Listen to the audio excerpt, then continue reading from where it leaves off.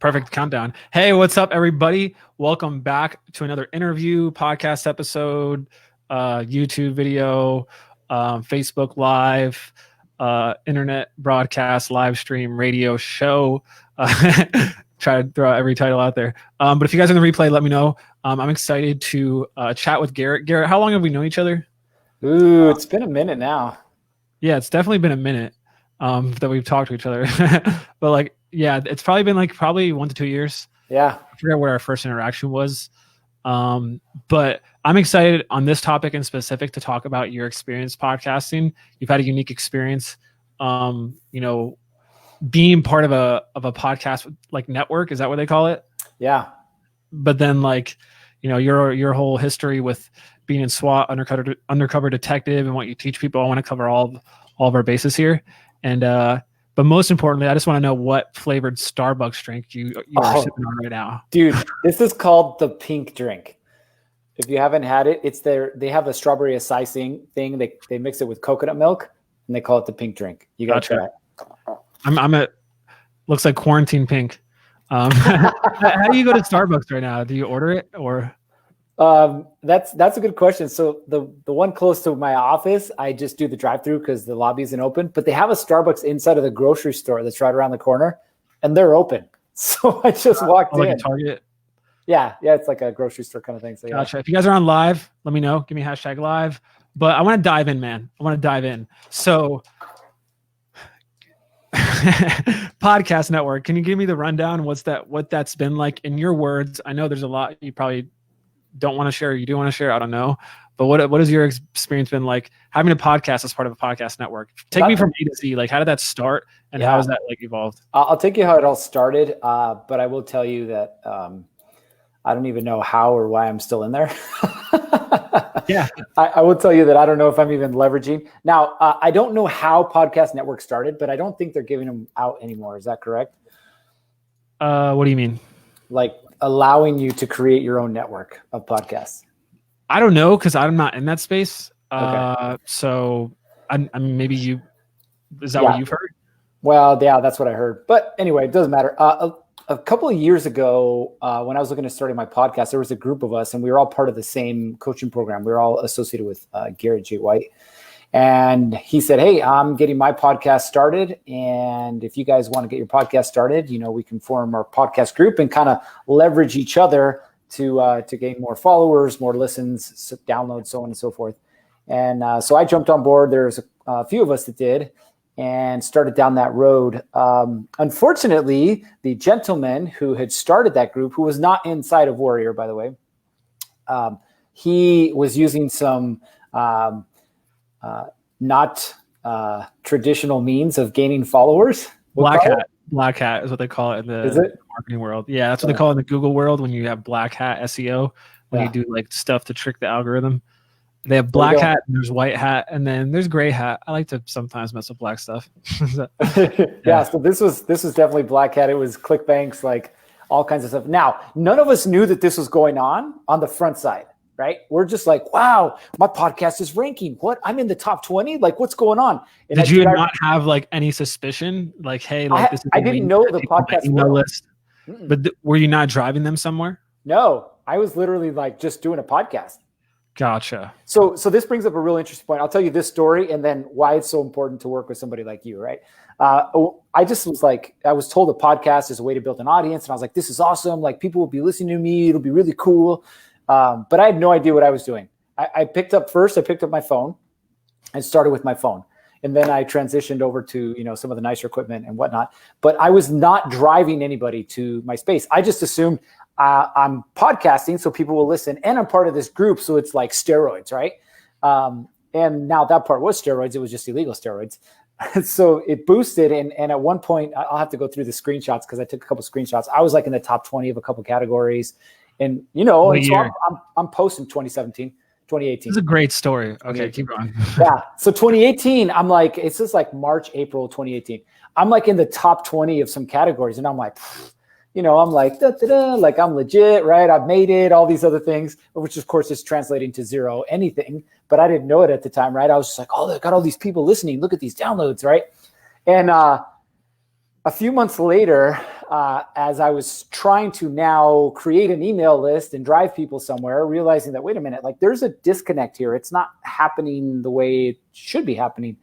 And so there was some other people that were starting to see this as well. And we started to get our suspicions. Well, lo and behold, we find out that the black hat services were being deployed and not working the way that it was meant to function. So that guy got kicked out, which basically left everybody just kind of. So just so I know, this guy, he was a marketer for the podcast network. Yes. Or like yes. And he was producing a lot of the shows. In fact, he started producing mine. Like editing, like would it just be like what was the scope of like production? Yeah, intro, outro, just putting up the show notes. Yeah. Okay.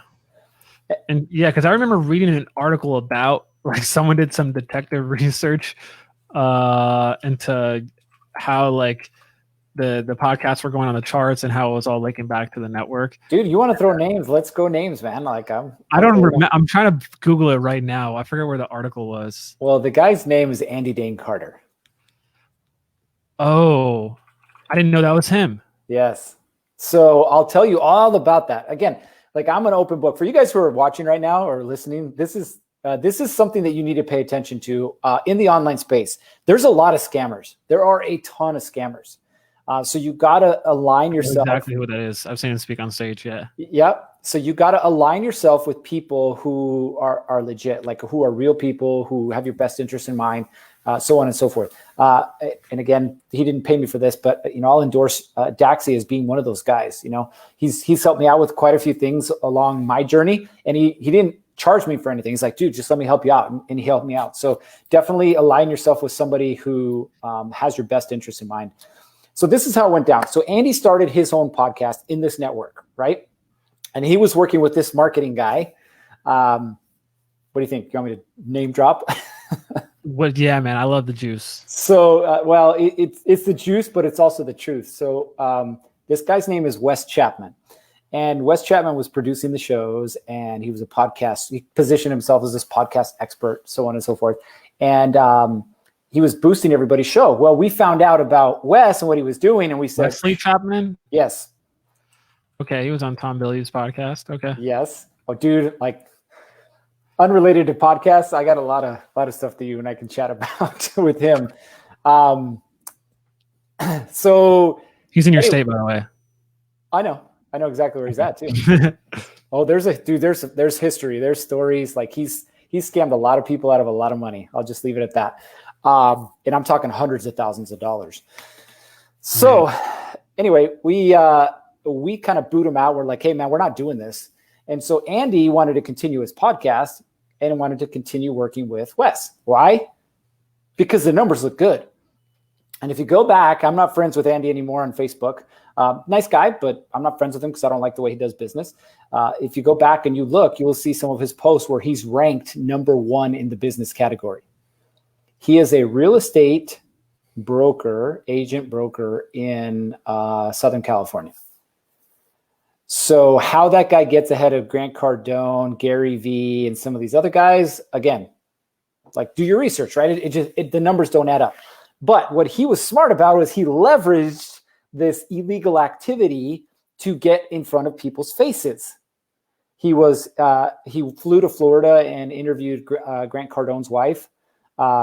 He's traveled all over the country, like having people on his podcast and being on other people's podcasts. And now tying it into this article, he was speaking at a real estate convention in the Midwest somewhere, and I don't remember exactly where it was.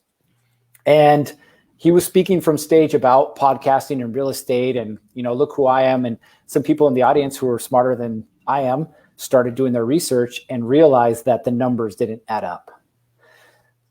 Now, that's where all that came from. And I think that's where the article was published. But again, I don't do business with Andy, never have. Wes and I have a history. I'll just leave it at he owes me a lot of money. But yeah, so that's how that all happened. So the network, in theory, is a great idea, right? You get some shows that are aligned and speaking the same message, and you can kind of piggyback off each other.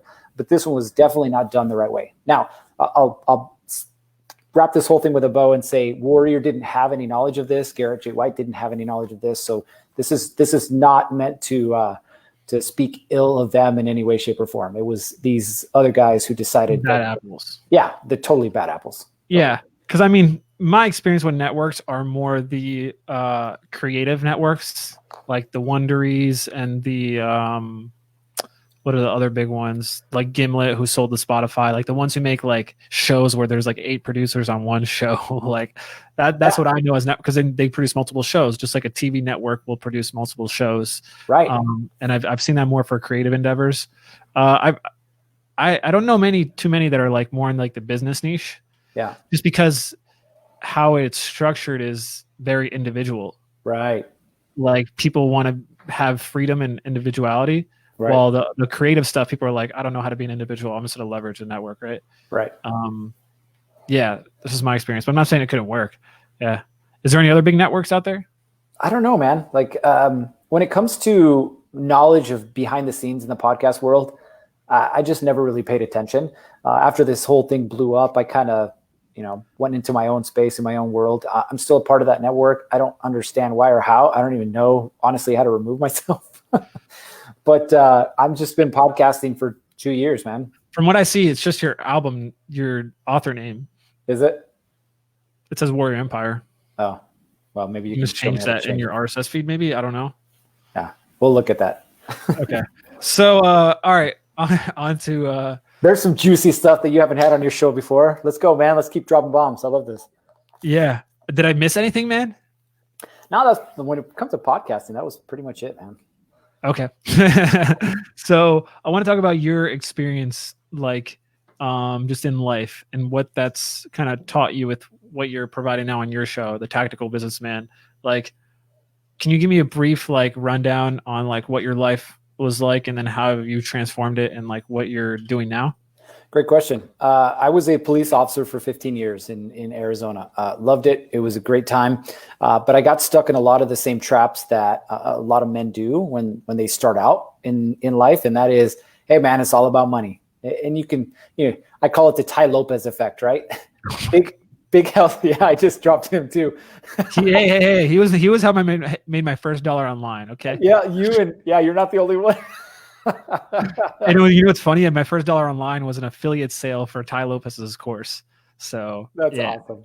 But now I say that in the context of, that's how a lot of us start thinking the life is, right? It's all about the money, the nice houses, the nice cars, the beautiful women, all that kind of stuff. Now, I chose a profession that doesn't have the access to a lot of those things, but I still wanted it, right? So I was a police officer, so fixed income, so on and so forth. But I was like, man, how can I be productive? How can I become this person that everybody wants to be like? And in my world, that was, how do I become, the badass police officer, which meant you're working a ton of hours, which means you're volunteering for special assignments, which, it means you're doing some cool stuff. But it also means that if you're married and have a personal life, like that thing's just getting thrown in the dumpster, right? And I did. I got to work SWAT. I got to work narcotics. I got to work undercover. Have you ever seen that TV show on HBO, The Wire? Yeah, I remember like that was one of the shows like I binged like way back in the day. Yeah. So I actually, the premise of that show where they're wiretapping and putting bugs on people and intercepting phone calls and all that, like that's what I did right before I retired. We were involved. Just like drug dealers and criminals and cartels, bro, like big level stuff. So in which state? Arizona. Oh, so that's is Arizona on the border? Yeah, bro. Oh, so you got okay, yeah. So we're intercepting drug loads that are coming across the border in tires, in axles and hidden compartments and all that stuff. I mean, it was legit straight out of the movies. But again, like it sounds really cool on paper, but there were some days I was working like 24 hours straight or 36 hours straight. And how do you have a personal life with that? I'm getting called out at 2:00 in the morning or starting work at 6:00 in the morning, just the randomness of it all. And so what happened is my personal life just started to fall apart. Of course, who is the first person that you want to blame? Well, the other person, right? So I would blame my wife. I'm like, it's your fault that I'm not happy. It's your fault that, I'm not getting laid. It's your fault that, the kids don't want to hang out with me anymore. Your fault, your fault, your fault. And it doesn't ever work that way, right? But in that moment, still thinking that the accolades, the money is what will give me what I want. that's what I thought. And I made more money, which was cool, but my wife didn't want to be around me. And I'm like, this isn't working. This isn't the way it's supposed to be, right? And so I went through this period where I'm like, you know what, I can do this on my own. I don't need her. I don't need the kids. I just be like, the typical guy who gets divorced and thinks he can live the single life again. So I tried that for about 8 months. I was like, I don't want to be married anymore because you're not making me happy. And so I go through this period of just trying to work my way out of my problems, right? More money. What's the second part of that? More problems. Yeah, you can't get rid of your problems. Your problems will be there whether you have money or not. And so I got to this point where I realized, hey, if I don't change things now, then anything that I ever want to build in life will be absolutely meaningless. And, kind of condensing the story, as I went through this period where I was like, what do I really want? Well, I wanted to have a good, solid relationship. I wanted to be connected with my kids, but I also wanted to be successful in business, right? The proverbial work-life balance. How do we make that happen? And so I went back to my wife, I told her all the stupid things that I'd done and bless her heart, she's got a heart of gold. She decided that, hey, let's make this thing work. And for years we tried this, let's see who's got the best thing. Let's go with Tony Robbins. Let's go with Landmark. Let's go with Gerritt J. White. Let's go do all these things. And sure, I learned a lot of good things in different areas, but there was never like a complete system that worked for me. And it was at that point that I said, okay, what did I excel at in police work? Well, I excelled at high level strategy and execution, because there's times where I'd be in a situation where if I didn't have a clear plan, there was a likelihood that I was going to get hurt or somebody else was going to get hurt, right? And in my line of work, sometimes that means death. So I was really good at that. And I was like, what if I take these same strategies and apply them to my personal life? Like, what'll happen? And I started to do that, and it was crazy. All of a sudden things started working, right? And so I started building my life back together. And as I'm doing that, there's other guys who are kind of watching because they've seen what I've been through. And they're like, what are you doing that's different? Like, how are you making this work? And started to kind of show them. And then, interest kind of started to grow from there. And I got to this point where I was like, you know what, this police work, I love it. It's great, but I can't make as big of an impact as I want to change people's lives. So I gotta leave. I gotta bounce. And I retired almost 3 years ago and jumped right into the world of being an entrepreneur, podcast and all. 3 years ago? 3 years ago, yeah. Because I remember you telling me this, right? The people you kind of coach and you help are a lot of like, they're spread around the board, right? Like doctors, chiropractors. I feel like you would really resonate with people in the like law enforcement, like army type space. Do you work with a lot of people in that space? No. Transitioning? Nope. Go ahead. Ask me why. That's a great question. So having been in that space and understanding that space a lot, there's a few things that military first responder people will spend money on. And there's a few things that they won't. One of those is guns. They will spend money on guns. The other is any type of prepper equipment. They will definitely spend money on that. But when it comes to anything associated with self-development, personal growth, so on and so forth, they won't do it. Oh, yeah. How do you know that? Because one, I experienced it for myself. Yeah. And then two, I actually, when I first retired from police work, that's who I was trying to focus on. And I would get into conversations with people, again, relating exactly to where they were at, knowing exactly what they wanted to do. And then when it came to, credit card, please, they're like, whoa, wait a minute, this costs money? And it sucks. But listen, this is the crazy part that the disservice we've done. And I know this is an unpopular opinion, but I'll say it anyway. The disservice that we've done to first responders and military is we put them on a place that unfortunately they're going to fail. What do I mean by that? If you ask police officers, military guys, firefighters, where do they go eat? What do you think their answer is going to be? The cafeteria. Or McDonald's. I don't know. No, they're going to go to the place that gives them a discount. Oh. Where do you think they're going to shop? They're used to handouts. We created that, though. We created the handout culture, right? So you go to Lowe's, if you're a military vet, guess what you get? I think it's 10 or 15% off. Yeah, and I recently met someone who he had a on the work injury, like he broke his shoulder or something, and he was like literally like 30 something, and he's like, yeah, I'm retired, like early 30s, and I'm like, oh, what happened? He told me the story. He broke his shoulder, whatever. But now he's literally paid for the rest of his life more than what his salary was before he got injured. Yeah. And I was like, that's crazy. Like literally just stays home and does nothing. Yeah. So yeah. Yeah. So we've created a culture basically, like if you in your city or town, if you drive around, find out the place that all the cops go and guarantee they're getting a discount. Like I would always go to the same gas station. Why? Because they gave us free drinks. Why wouldn't I go? You know, when I was working midnight shift, we eat Whataburger. Yep, Whataburger. Why? Because they gave us 50% off. You know, it's like, so you create this culture and it becomes ingrained in their mentality that, sure, I got problems, but somebody's just going to give it to me for free. The answer, they're not like, why do I have to pay for it? You know? So that was the biggest thing that I ran into was that. So I paid. Yeah. Cause I don't imagine like, I'm sure you can still make money, but it'll be a whole different offer and like very small ticket and more scale than like more the masses than just being profitable from day one. Right. Right. So what do you currently like help people with? Like what is your programs, your process, et cetera? Great question. Pre-COVID or post? that's how we're going to define things now. That's a legit question. Right. Both.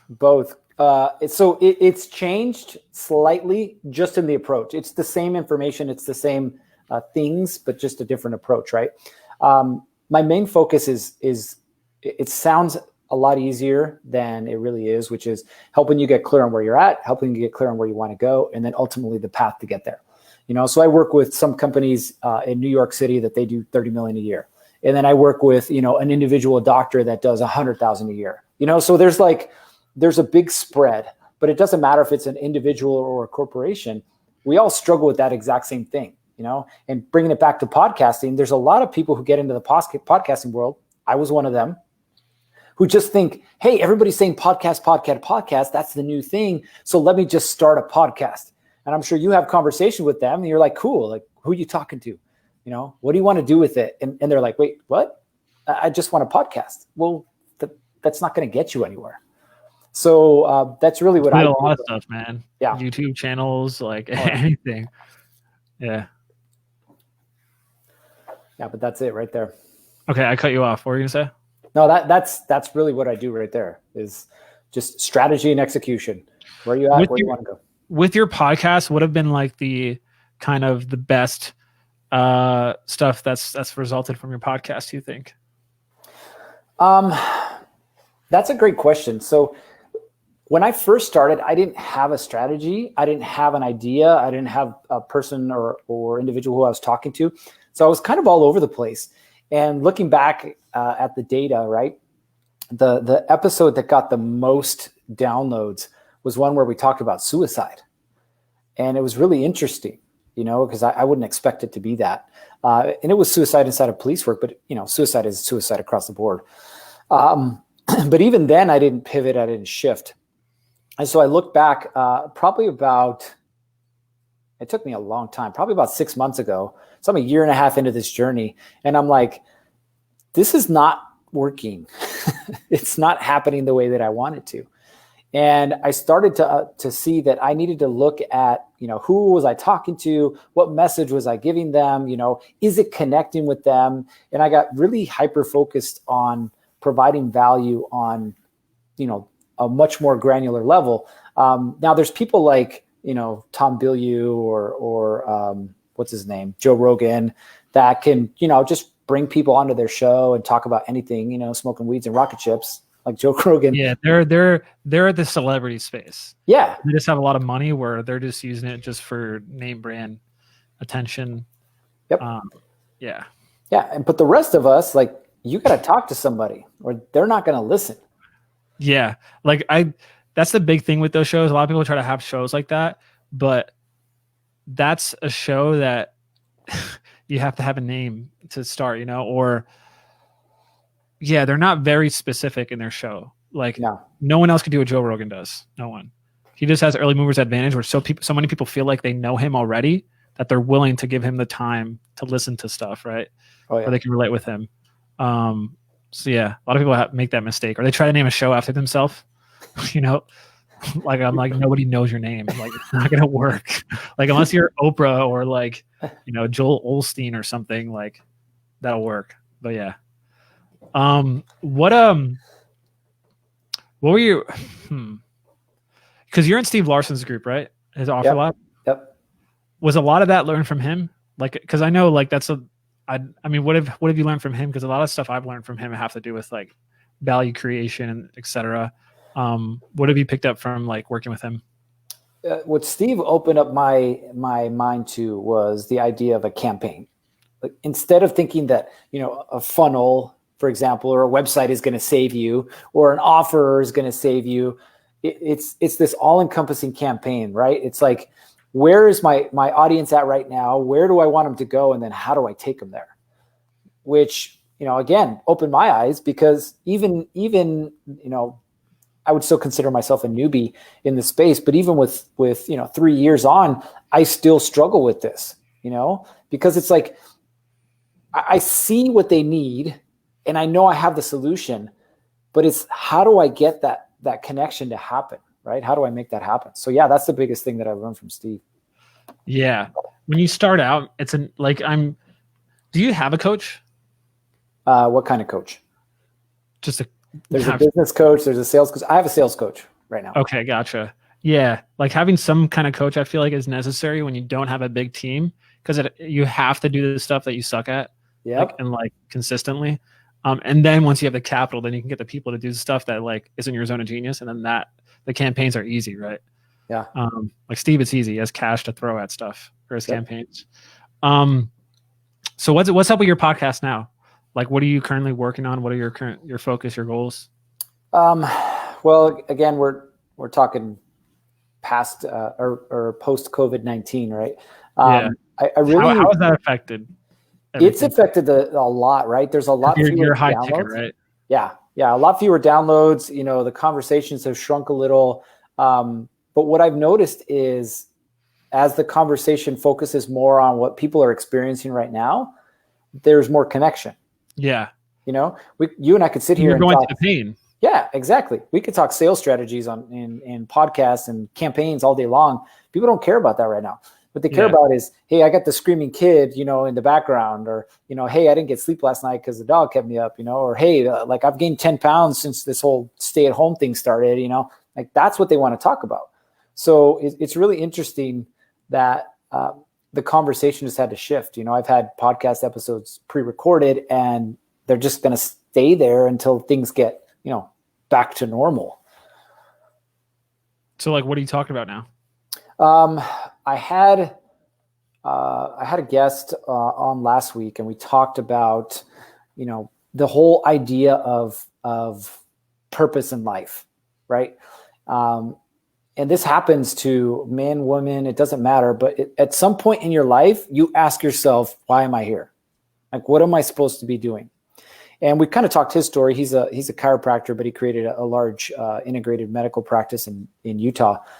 But we talked about his journey, right? And how he got to this point that he just didn't want to work just for the sake of working, and the shifts and the moves that he had to make. A lot of families are, I don't like to say stuck at home, but they're, quarantined. And that conversation that you've been meaning to have with your spouse that you haven't, like, you can't hide from it anymore. You have to have it. That relationship that you don't have with your kid, there's nowhere to hide from it. It's just you and your kid, So there has to be the almost, I call it the man in the mirror effect. At some point, you're going to have to look at the man in the mirror and ask, is this who I want to be? And if it's not, you got to figure out what you got to do to become the man that you want to be. Yeah. I find that, like, for the past few weeks, I've made that a daily practice, but it's less a mirror, more a journal. That's perfect. It's self-reflection, right? Yeah. The mirror is just the physical representation of that. Yeah. But you're 100% right. It's that self-reflection. And I know you and I talked about journaling before, but if you're not taking time to sit down and like digest your thoughts, eventually what happens, it's like not taking a dump for a while. Like, it just kind of clogs up, and eventually it hurts coming out. So take some time, and you and I do this every single day to write stuff out. Like, whatever's on your mind, just get it out. And you'll see how you're able to process things more clearly. It took me a while to learn that too. Like, in high school, I used to meditate a lot, and then I stopped, like in college. But my buddy recently, like a month ago, he was talking to me about a recent experience he had doing a 10-day silent retreat. And it's legit. Like, you wake up at 4, like they tell you when to wake up, you meditate for like 2 hours, you have your breakfast, you meditate, and you don't talk to anybody, you don't read, you can't write, there's nothing you can do. Literally just like meditate all day. And he told me like how powerful nothing is. Like when you do nothing, like at certain periods of the day, like that just lets your mind just focus and solve things. And I've been doing that more. I always thought I had to do something when I'm doing nothing. Like, oh, I got to be listening to an audiobook. Oh, I got to be doing, but I was like, there has to be a time of like just nothing. And it's been pretty powerful doing that recently. So yeah. Dude, you're 100% right. And I love how you said that, because a lot of us need that time, especially now when everything is more confined. You need that time to just be still. Yeah. Like, it's just you and nothing else. And whether it's outside and the birds are chirping and the sun's hitting your face, or whether, you're in a closet, or like, it doesn't matter. You got to take that time to let everything process through. I'm about to go play some basketball soon. The sun's out. So yeah. And like, I realized too, like I was getting burnt out on the weekends because I was working 7 days a week for the whole year. Wow. And it wasn't until like this last Saturday, I'm like, my brain isn't working as good. And I felt guilty at first, but then Monday came and I felt better because I took the weekend off. So yeah, what is your take on that? Like, because I know you help with like businessmen, you do coaching, consulting. Like, how big of a problem is burnout, and how do you like solve that? Burnout is a huge problem, right? Because what leads to burnout? It's stress, it's overwhelm, it's chaos, it's all the things of life just eventually filling it up the tank, and you can't take anymore, right? And then you hit burnout. For some people, they go and they spend it all on like a Ferrari. For some people, they burn their business to the ground, or they burn their marriage to the ground, or whatever. You see it all over the place. Nobody ever talks about it though. They call it a midlife crisis. Like, no, it's burnout. Like, you were completely burnt out. So what I always tell people, and this is really simple, is a lot of people are really good at planning out their days when it comes to like, oh, I'm gonna write this article, or I'm going to do this show, or I'm going to schedule the sales call, and they're really good at that, and they pay attention to it. The problem is, much like you experienced, is there's a piece of the puzzle that's missing. So what I always tell people is the first thing that goes into your calendar is you time. Whether that's basketball, running, sitting outside in the backyard, like, you got to schedule you time, because if you don't schedule it, is it going to happen? That's so true. It's not going to happen, right? Then the next phase, and this is if you have family. If you have family, you have to schedule family time in. Like, schedule time to go to the park with your kids. Schedule time to go on a date with your wife. You have to schedule it again, because if it's not in there, it's not going to happen.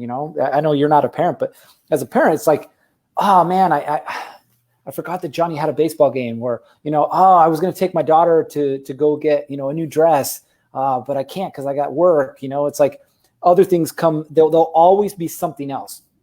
So it's you first, put your family or significant others in next, and then put business. And guess what eventually fills your calendar? It's like everything, So you're right. You have to take time for you, but if you don't schedule it first, it's not going to happen. That's true. That's a good tip. I gotta start doing that more. Cool. So for people, if they want to continue following you, consuming your stuff, or learn more about you, join whatever, like where would you direct them? So you can follow me on social media. I'm on there all the time. You can see my name spelled. Where is it? Right here. Yeah. Spell it right, or you'll find some other weirdo. Just kidding. But if you go to thetacticalbusinessman.com, I got a little seven day kind of get you focused challenge. And I call it a challenge, but it's not really that, kind of put in there what you're trying to get accomplished in the next week. And then you'll kind of get a guide that'll help you hit that target. But really, if you're struggling with any of these areas, you can reach out to me at any time, send me a DM and we'll have a conversation. I don't charge anything for the conversation. Like, let's just help you get clear on what you're struggling with, and then how to get out of there. Awesome, dude. Well, I appreciate you hopping on, sharing some of your wisdom, sharing some juice, some juicy topics, and I might make a hook out of it. Hey, but, cool. All right. Thanks so much for watching, guys, and see you in the next episode. Peace. You can stay on. I'm gonna end the